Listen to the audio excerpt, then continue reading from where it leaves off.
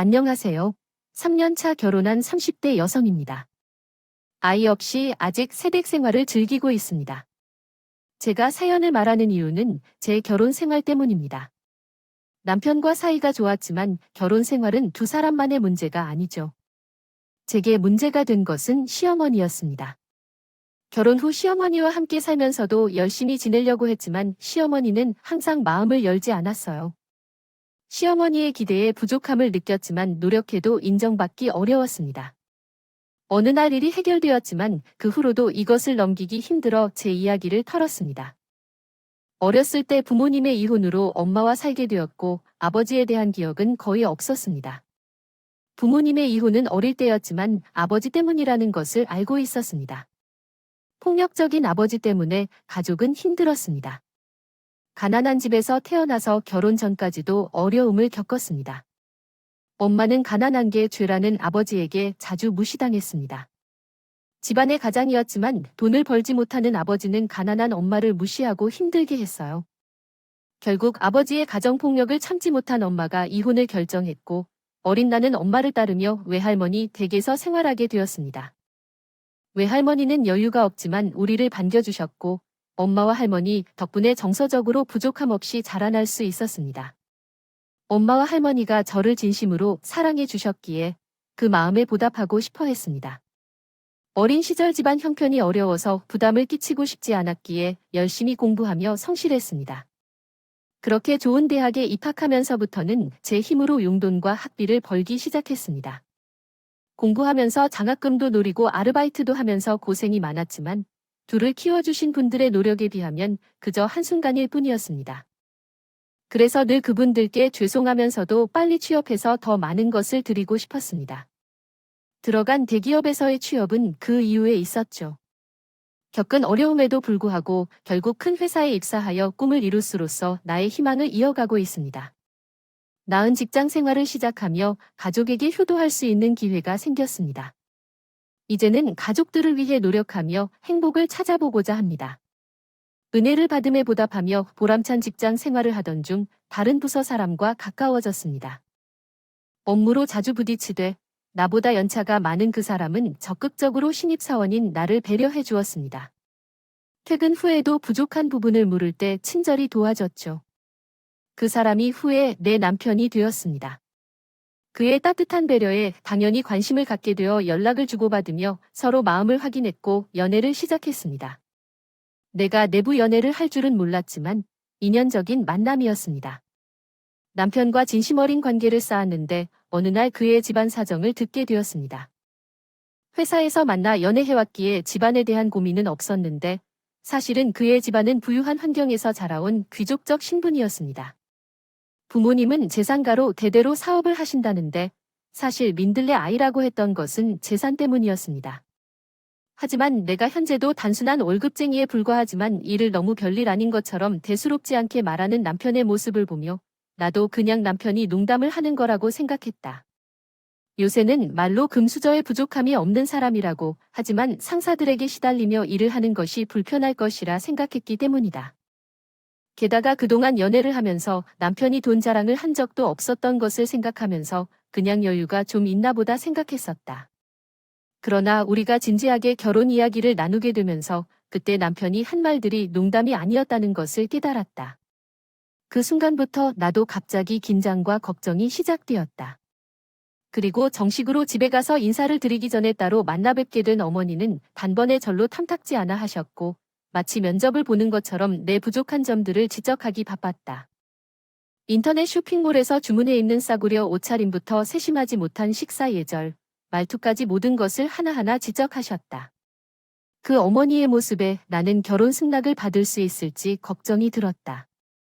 그러나 한편으로는 결혼 허락을 받아도 문제가 될 수 있겠구나 싶기도 했다.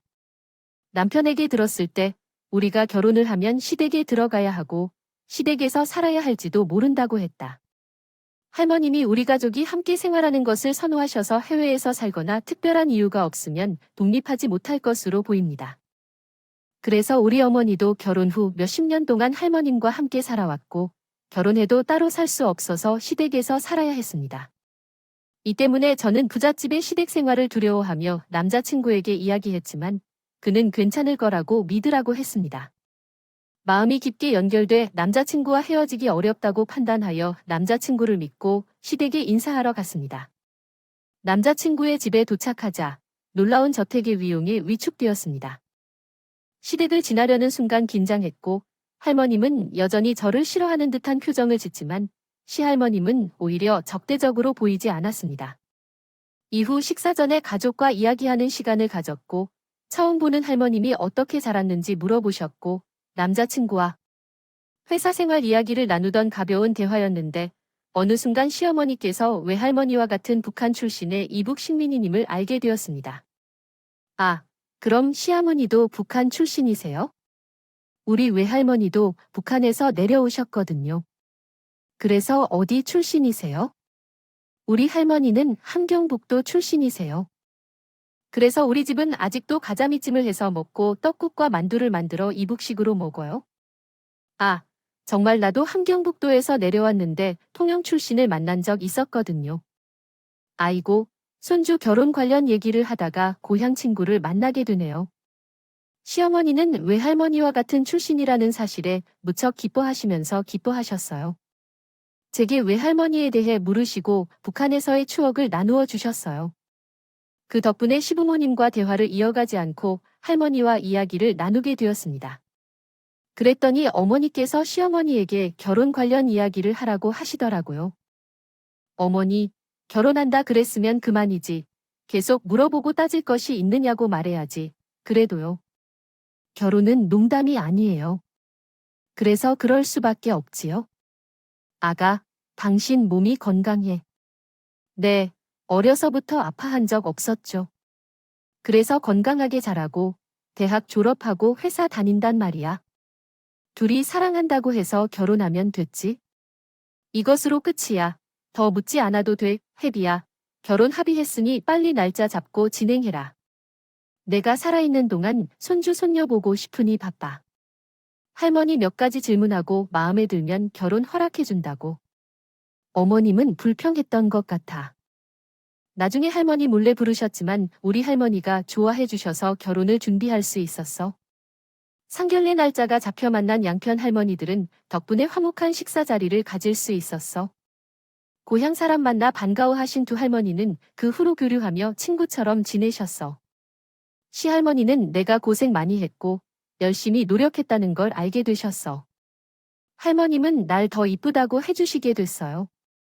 아이고, 어린이가 참으로 힘들게 살아난 거예요. 어려운 형편 속에서도 열심히 공부해서 좋은 회사에 입사하고 효도하고 우리 집에 덩이가 들어온 것 같은 느낌이에요. 손자가 생겨서 며느리도 없고 양 친구도 생기게 됐어요. 앞으로는 너를 친손녀처럼 대해줄게요. 걱정하지 마세요. 그래서 나는 결혼 생활이 나아질 것 같습니다. 결혼 후 시어머니를 두려워했는데 할머니는 나를 예뻐해 주신다면 괜찮을 것 같다고 생각했어요. 그렇지만 결혼식을 한 후 시어머니와 함께 시댁에 살면서 나는 나의 당당함을 깨달았어요. 신혼여행에서 돌아온 후에 시어머니의 관심을 받아 긴장을 풀 수가 없었죠. 그래서 나는 시어머니와 함께 시댁에 살면서 실제로 많이 시려섰어요. 할머님이 함께 계시던 동안 며느리가 해야 하는 집안일들을 시켜주셨어요. 아침 식사 준비부터 청소 등 늘 기본적인 집안일이었죠. 아주머니께서 도와주셨지만 집안일을 배우고 익숙해져야 했던 건 어떠한 상황이었기 때문에 나는 고민했어요. 그 할 일이 그랬어요. 할머니에게도 당연한 일이라고 생각한 협체가 없었기 때문에 나를 위한 특별한 대우는 받지 않았어요. 그래서 사돈의 훈계에 대해서도 특별한 불만은 없었어요. 나도 며느리로서 해야 할 일과 배워야 할 일을 가지고 시달렸다고 생각하지 않았어요. 사돈의 시달림을 받은 건 할머님이 곁에 없을 때였지요. 회사에서 일하고 새벽에 일어나 아침 식사를 준비하고 퇴근 후에는 집안일을 끝내야 했기 때문에 일주일 내내 바쁘게 지냈어요. 그래서 주말둘 동안 조금 쉬어야 하는 상황이었지만 사돈은 내가 쉴 수 없다 생각했는지 그 주말에 나를 데리고 봉사활동을 하는 곳으로 데려갔어요. 너는 아직 어리구나. 주말인데 왜 누워 있어? 어서 일어나서 옷을 갈아입고 나갈 준비를 해. 그리고 어디가 자. 우리 집안 사람이 됐으면 집안 활동을 하고 다녀야지. 봉사 활동을 하려면 어서 준비를 하라. 라고 말했어요. 그리고 또 달지 마라. 너희 집안에서 집안 교육을 해줬을 거라고 생각도 하지 않지만 어떻게 기본적인 것도 지키지 않느냐. 너는 어떻게 어른이 돼 나가야 하는지도 모르겠는데 내가 대학교를 다녀서 교육을 받았다고 하지만 집안 교육이 엉망이라면 어찌 된 일이냐. 어찌 되든 빨리 가야 하니 어서 옷을 갈아입고 라고 했어요. 어딨냐고 물었을 때 집안 교육이 이렇게 들먹일 줄은 몰랐어요. 어쨌든 시모의 말에 따르지 않으면 나만 시달릴 것이 많아졌기에 다른 선택지 없이 옷을 갈아입고 나갔습니다. 봉사활동이 좋다며 그렇게 시모와 함께 처음 찾은 곳은 양로원이었습니다. 나는 관계자들과 빨리 안기와 함께 봉사활동을 시작했어요.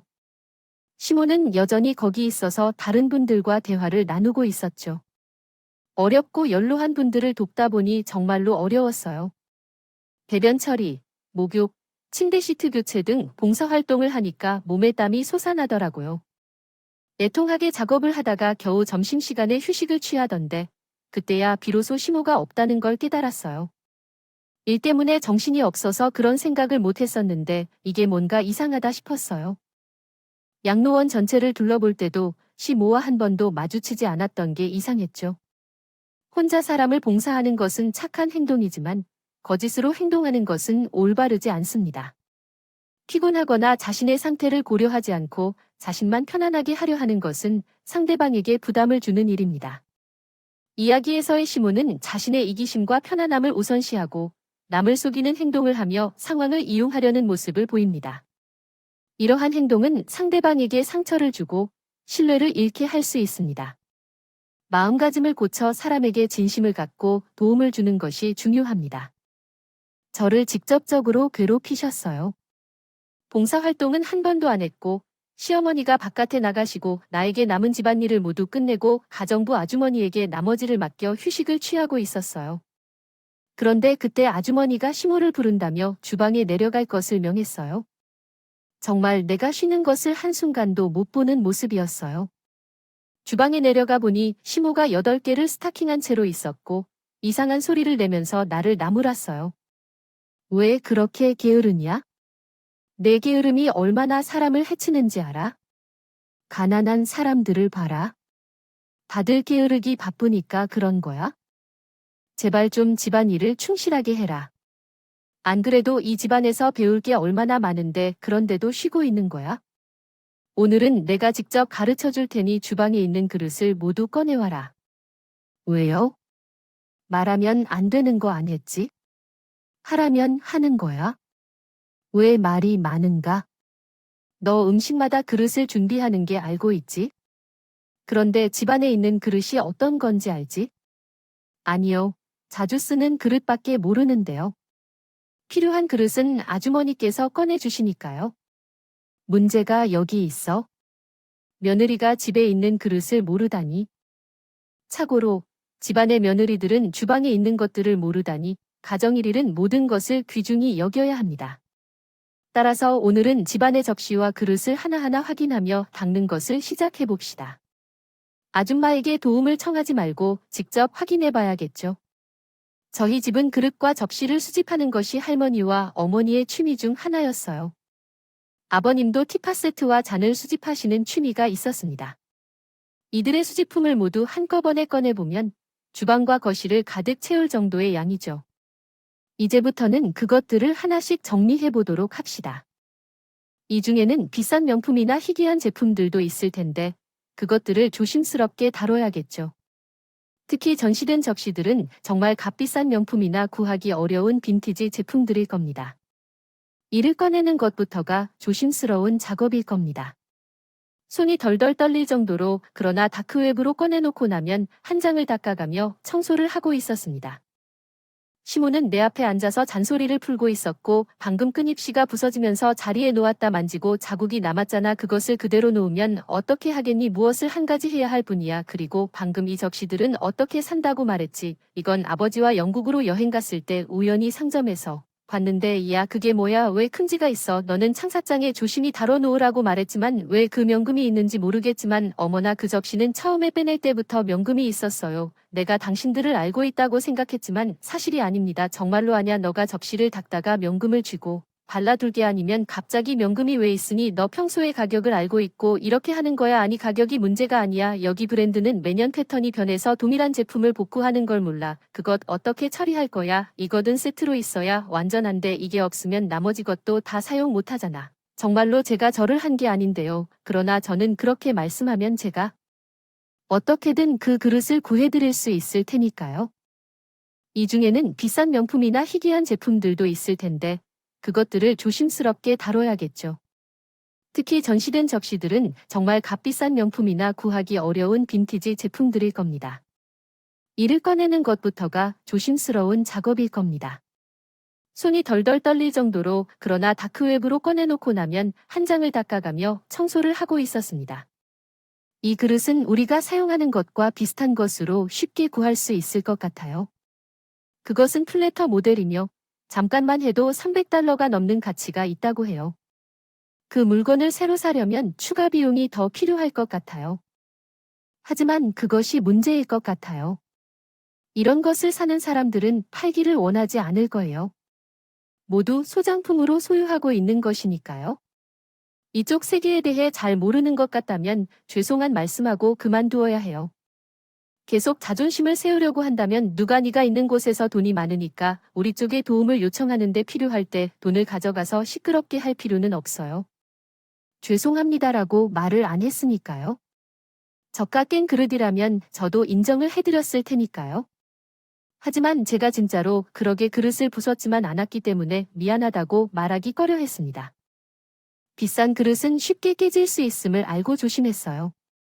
그 사물장에 있는 그릇들은 꺼내기 전에 확인했고 겹치기 전에 따로 보관해둬서 갑자기 깨지는 일은 없었죠. 심지어 실금이 있는 그릇도 그 전부터 확인했습니다. 누구든 한눈에 보기에도 이해하기 쉽다고 생각되는 말들이었어요. 그러니까 나도 당연히 시모가 그 말들을 알고 있을 거라 생각해서 말을 하지 않고 넘어갔었는데 시모는 그것을 놓치지 않고 화를 내더라고요. 나도 억울해서 미쳐버릴 뻔했고 그때 곁에서 지켜보던 아주머니가 도와주셨어요. 어머니, 나도 창식장을 닦을 때마다 봤었어요. 전에 금이 계속 사라진다고 말한 적도 있었고요. 그러면 아줌마가 창식장을 닦다가 금을 발견했을 텐데요. 그러면 아줌마가 물어봐야 할 텐데요. 웹툰 창식장만 닦았는데요 라고 말한 적이 있거나요.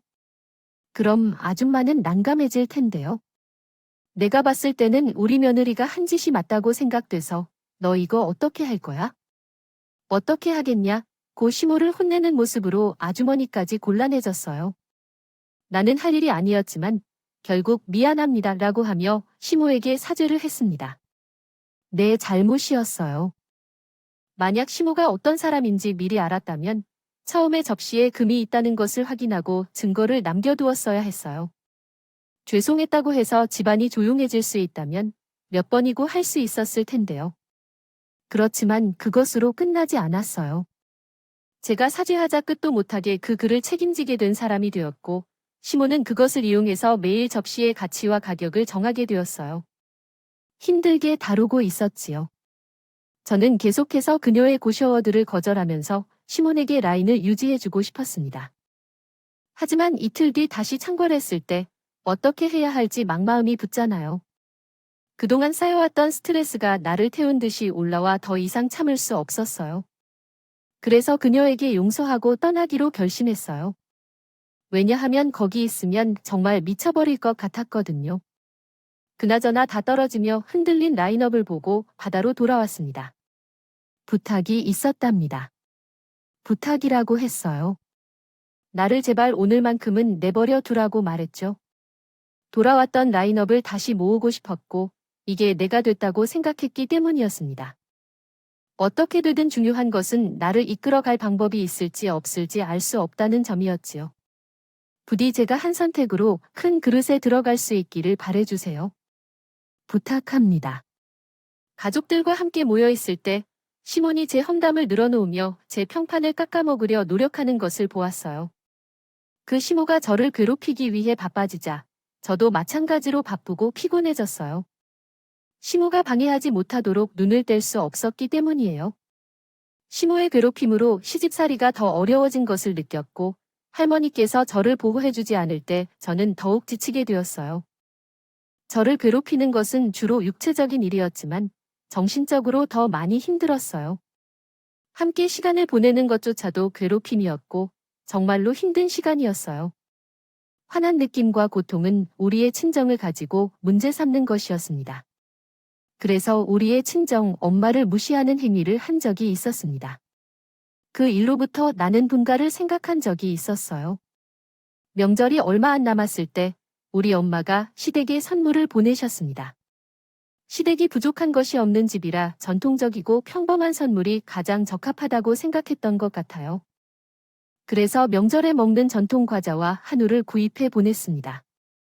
시댁에서는 몇 분 안 되는 선물이겠지만 친정 엄마로서는 그것도 큰 부담이 될 것이었을 테지만 어머니께서 제 때문에 무리를 하셨겠습니다. 그런데 시모는 분명히 그 사실을 알면서도 사람의 마음과 정성을 무시했어요. 어머님, 전 돌아왔어요. 안 그래도 잘 왔어요. 이거 너희 친정 엄마가 보낸 건가요? 처치가 곤란하네. 내가 알아서 친정에 가져가든가? 무슨 의미로 보낸 건지 알지만 시장 좌판에 있는 음식을 우리 입에 넣을 수는 없잖아요. 시장 좌판의 물건인지 아닌지는 모르지만 한눈에 보아도 저렴한 상품이 아니었어요. 더군다나 한우에는 2플러스 마크도 붙어 있었고요. 시모가 억지를 피운다는 걸 알고 나도 억지로 간 입장입니다. 그래서 제가 처리할게요. 그냥 내가 처리할게. 나 혼자 먹어. 이 집에 남겨둘 테니까. 너는 내 속마음을 못 알아듣나 봐. 이 집에 냄새 좋지 않고 쓰레기 물건 두지 말라는 뜻이야. 우리 집에 이런 거 너 혼자서도 충분해. 그러니까 어서 돌아가거나 버려. 아니야, 이거 아줌마 보고 가져가서 먹으라고. 내가 수다스럽게 물러나라고 느꼈거든. 시모는 우리 엄마가 보내준 선물을 가정부 아주머니에게 권유했어. 당연히 아줌마는 당황스러워하며 우리 시모 눈치를 봐야 했어. 사모님 왜 가져가지 못하겠어요? 얘 가정부가 줬는데. 그럼 이거 다 끓여서 강아지 밥으로라도 주세요. 그러면 될 것 같아. 플렉스도 우리 가족이니까. 가족이 먹는 거면 너도 괜찮아. 시모는 조금씩 말도 거침없이 하고 괴롭히는 수위도 높아져 내가 돌아갈 것만 같았어. 그래서 남편에게 말해보기로 했어. 시할머니와 아버지 허락 안 해준다 하더라도 나가자고.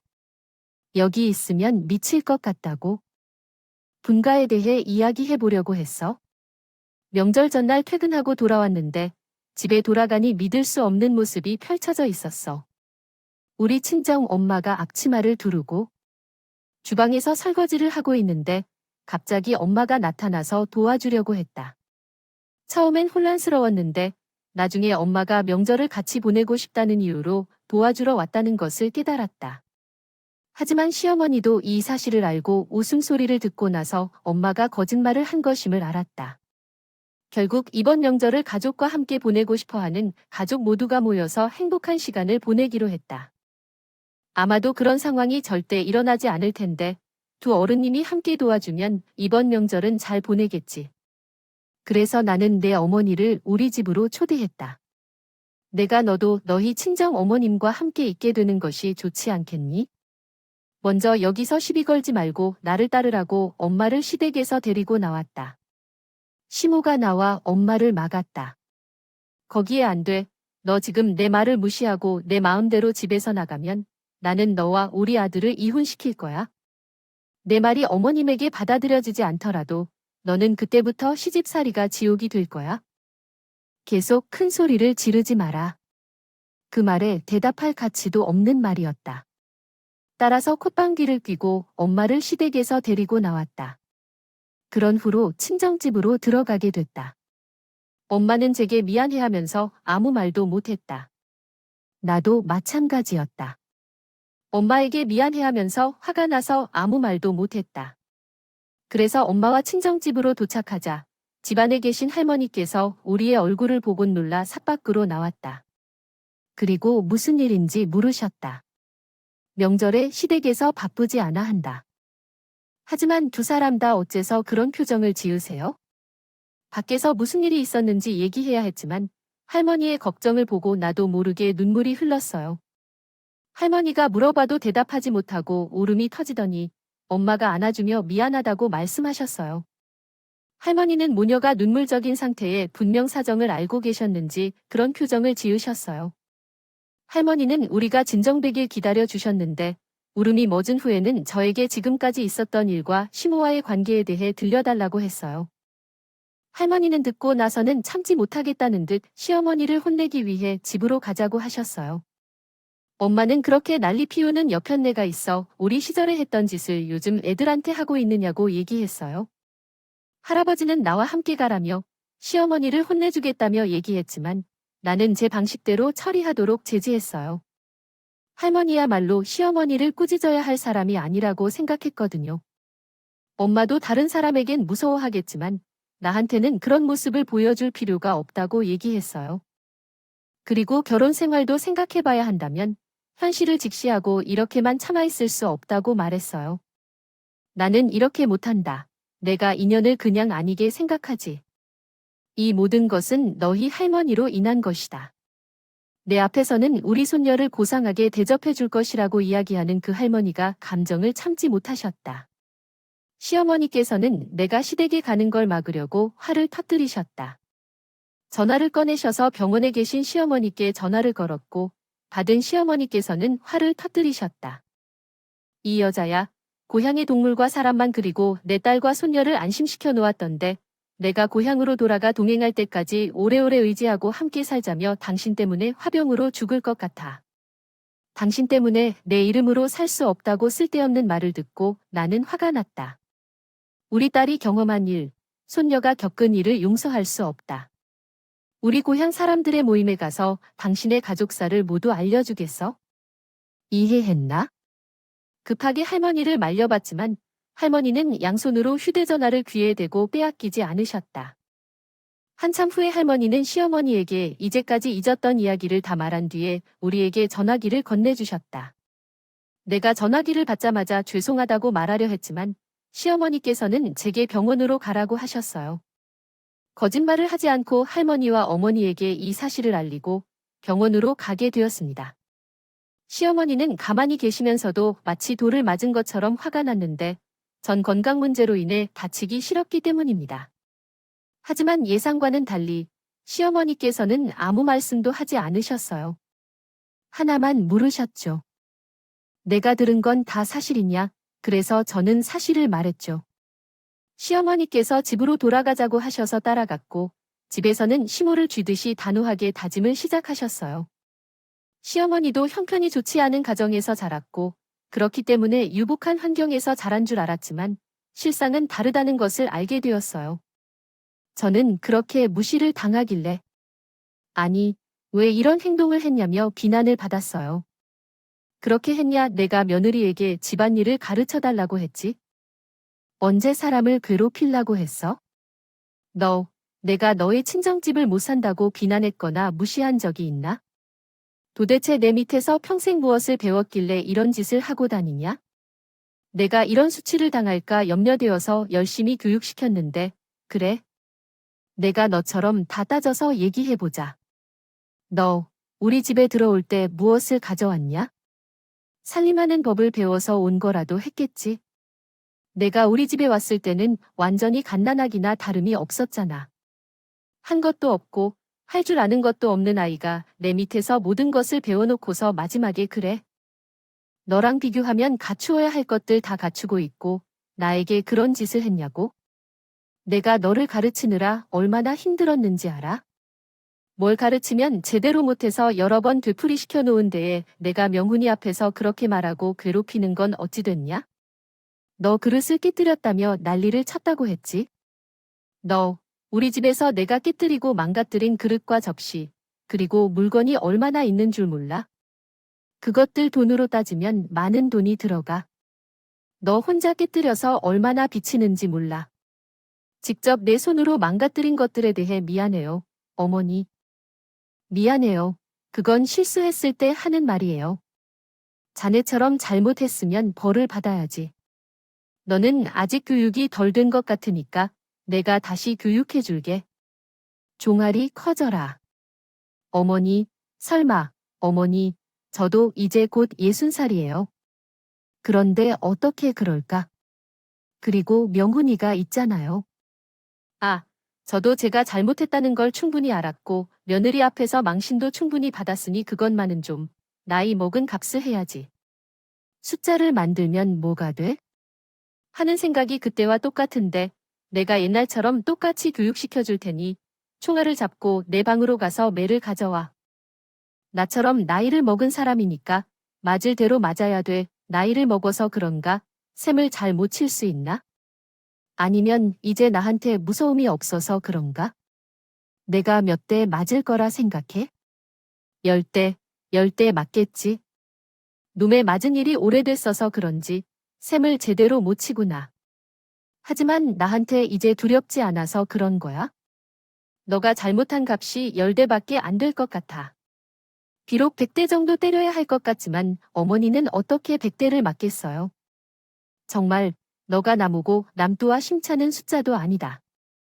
또 그 명언처럼 지금까지의 명언의 잘못도 거기에 더해져서 나도 몰랐던 시간 동안 정신을 못 차렸던 것 아니야. 그래서 그 기간까지 곱으로 정리해야 할 것을 100대로 깔끔하게 정리해줬을 때 어떻게 100대를 맞을까? 말로 하니까 빵빵 무슨 소리야. 어서 총알이 되라. 매를 맞는 동안 하루를 어떻게 보낼 거야? 어머니는 화가 나불이 나는 할머니에게 대답 없이 종아리를 내밀어 목을 맞았다. 나는 그 장면을 볼 수 없어서 고개를 돌리고 있었는데 아마 100대로 다 때렸겠지만 할머니는 정말로 100대로 다 때렸고 그 결과 얼른 쓰러질 게 시어머니였어요. 시어머니가 잘못한 것을 인정하며 용서를 구하며 살려달라고 눈물을 흘리며 말했어요. 어머님, 정말 잘못했어. 이제 어머니의 가르침에 따라가지 않겠어. 그러니까 그만 좀 걷다가 난 다니지 못해요. 나도 팔팔했던 예전에 타고나 푸사진에 일 있다고 했던 말이에요. 나도. 그는 곧 60이란 말이에요. 정말 잘못했어요. 너는 아직 정신을 못 차린 게 맞지. 차렸다면 지금은 누구에게 잘못을 빌어야 하는지 알 걸 텐데 아직도 그걸 모르고 있으니 시어머니는 그 말뜻을 정확히 이해한 지 고개를 돌리며 잘못을 빌기 시작했습니다. 처음 시댁에 들어올 때 시어미에게 화가 많이 나 있는 상태였지만 시할머니가 혼인 후 매를 50대 가까이 가량 맞고 있는 시어머니를 보고 내 안에 화가 풀리지 않을 수가 없었어요. 화가 풀리지 않아 안타까운 마음까지 느꼈죠. 그래서 곧바로 사과를 받아들인다는 대답을 했습니다. 시어머니에게도 그렇게 대답했지만 시할머니는 아직 화가 풀리지 않으셨는지 시어머니에게 마지막 경고를 했습니다. 내 마음 같아서는 폐기되고 앞으로 널 직접 교육하고 싶으면 내가 파주는 거 없을 거야. 알겠어? 다음 명절부터 시어머니는 저에게 조금의 시집살이도 시키지 않았습니다. 전체적으로 가족과의 관계가 좋아지고 즐겁게 지내고 있다는 이야기를 전달하고 있습니다.